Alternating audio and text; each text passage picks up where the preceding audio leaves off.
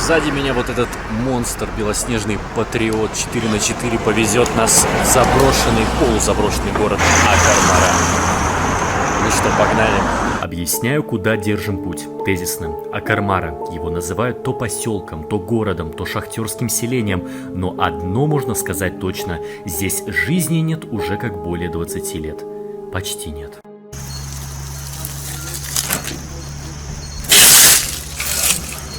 Изначально Акармара был крупнейшим на Кавказе центром добычи каменного угля, с большим санаторием, россыпью кафешек, многоэтажных домов, но это в советское время. А после развала в 90-е началась затяжная грузино-абхазская война.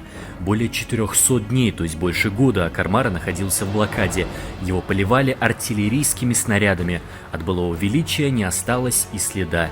Люди в спешке покидали полуразрушенные дома, а оставшихся добивали голод и различные эпидемии. В 80-е население Акармары было более 5000 человек.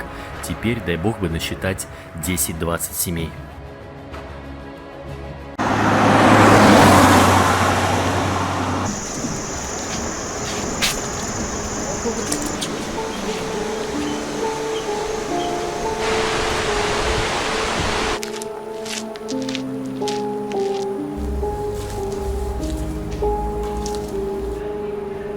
Как нам объяснили местные, Акармара или Акармара по-разному называется, практически полностью заброшен. Город-призрак с большой буквы. Здесь живут последние из магикан. Атмосферно.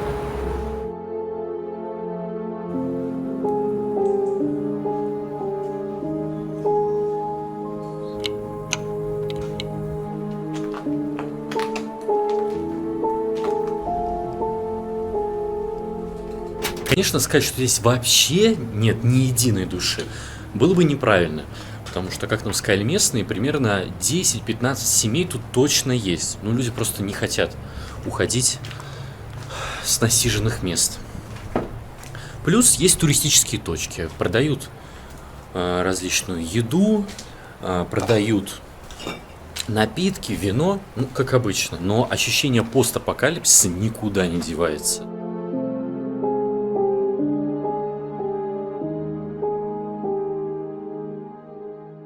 Поразительно, но жизнь тут все-таки еще теплится, пусть и очень слабо. Но все равно, как здесь можно жить? Ну вот, кстати, вполне себе.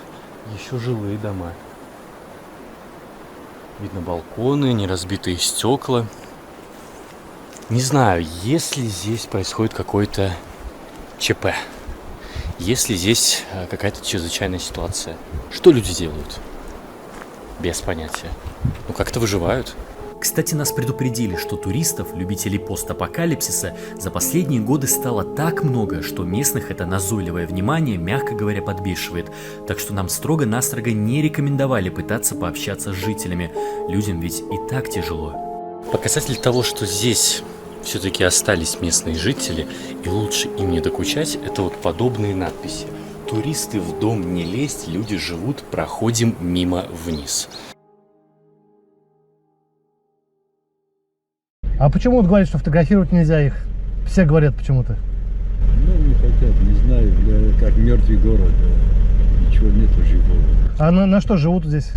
На каждый, кто как сможет, так и живет. Вот.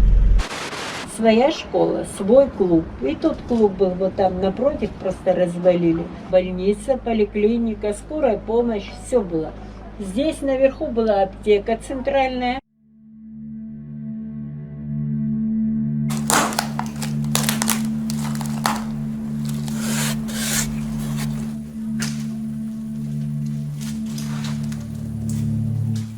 Капец, как стрёмно, просто капец. Сырость, капель, какие-то шорохи, начинаешь прислушиваться, нет ли здесь кого-то еще. И вот растения, единственные твои товарищи. Да. Даже по меркам монументальной Абхазии Акармара удивляет своими имперскими постройками. Среди мощной растительности нет-нет да показываются внушительные, практически европейского образца постройки.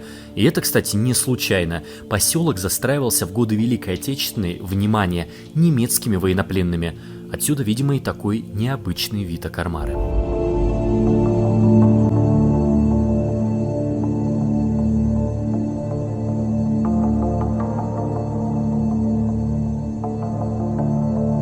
Конечно, наблюдать такой постапокалипсис, как флора отвоевывает свое, забирает здание у человека, это своеобразные впечатления и особая атмосфера.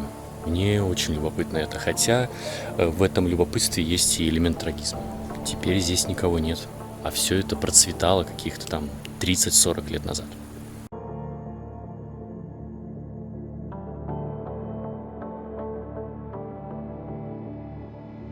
На этом все. Спасибо, что досмотрели видео до конца. Подписывайтесь, дальше будет еще больше интересных материалов об Абхазии. И напишите в комментариях, какие у вас вызывают чувства подобные города-призраки. Интересно узнать.